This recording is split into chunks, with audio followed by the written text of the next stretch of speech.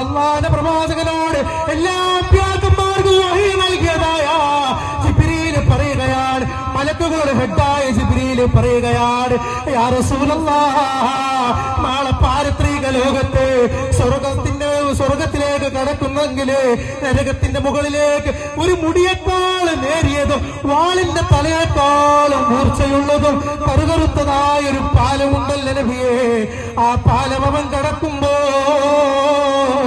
അനാഹിറും ബിയദിഹി വയമിറു അലാ സിറാത്ത്, പാലത്തിലൊന്ന് മുറിച്ചു കിടക്കാൻ നമ്മളെ കൊണ്ട് പറ്റോ? നമ്മൾ നിസ്കാരം കൊണ്ട് പറ്റോ? ഇല്ല. എന്നാൽ പറ്റുന്ന അമല് സ്വലാത്താണ്.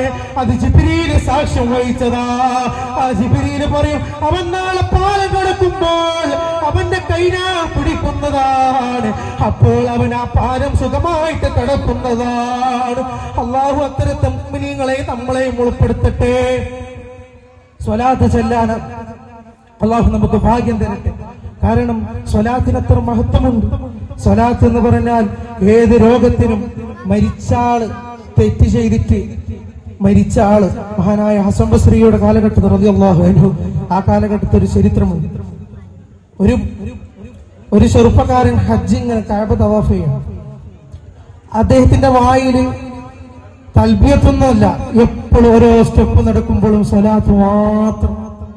അപ്പൊ ഹസൻ ബസ്രി ചോദിച്ചു റളിയല്ലാഹു അൻഹു, എന്തേ നീ സ്വലാത്ത് മാത്രം ചെല്ലുന്ന ചോദിച്ചപ്പോ പറഞ്ഞപ്പോ ഹസൻ ബസ്രി തങ്ങളെ, ഞാൻ ഒരിക്കലും എന്റെ ഉപ്പയെ ഹജ്ജ് കർമ്മത്തിൽ കൊണ്ടുവരുന്ന വഴിയിൽ എന്റെ ഉപ്പ രോഗിയായി ചുരുക്കി പറയുകയാണ്, രോഗിയായി. ആ രോഗിയായ വേളയിൽ എന്റെ ഉപ്പ മരിച്ചു. എന്നാൽ എന്റെ ഉപ്പ മരിച്ചതോടെ ഉടനെ എന്റെ ഉപ്പയുടെ മുഖമാകെ പേടിപ്പിക്കുന്ന ഭീകര രൂപത്തിലായപ്പോൾ ഞാൻ വല്ലാതെ കരഞ്ഞു. എന്താണ് ഇത് സംഭവം? ഞാൻ കരഞ്ഞ് ബോധം കെട്ടുപോയി. അവസാനം മനാവിലെ റസൂലുള്ളാഹി സ്വല്ലല്ലാഹു അലൈഹി വസല്ലം തങ്ങൾ സ്വപ്നത്തിൽ വന്നിട്ട് ആ മനുഷ്യന്റെ മുഖത്ത് തടവി. ഉണർന്നു നോക്കുമ്പോൾ ആ ഉപ്പാന്റെ മുഖം തിളങ്ങുകയാണ്, ഒരു ചന്ദ്രനെ പോലെ തിളങ്ങുകയാണ്. റസൂലുള്ളാഹിനോട് ആ ചെറുപ്പക്കാരൻ ചോദിച്ചു, നബിയെ, എങ്ങനെയാണ് സംഭവിച്ചതെന്ന് ചോദിച്ചപ്പോൾ, നിന്റെ ഉപ്പ വലിയ തെറ്റുകാരനാണ്, പക്ഷേ അയാൾ മുടങ്ങാതെ എന്റെ പേരിൽ സ്വലാത്ത് ചെല്ലാറുണ്ട്, അതിനാണ് ഞാൻ ഇവർക്ക് ആ തെറ്റ് ഞാൻ മായ്ച്ചു കൊടുത്തതെന്ന് നബി മുഹമ്മദ് മുസ്തഫ സല്ലല്ലാഹു അലൈഹി വസല്ലം തങ്ങൾ അവിടുന്ന് പറയുകയാണ്. അതുകൊണ്ട് നമ്മുടെ ജീവിതത്തിൽ നാം എല്ലാവരും സ്വലാത്ത് പതിവാക്കുക. അല്ലാഹു തൗഫീഖ് തന്ന് അനുഗ്രഹിക്കുമാറാവട്ടെ.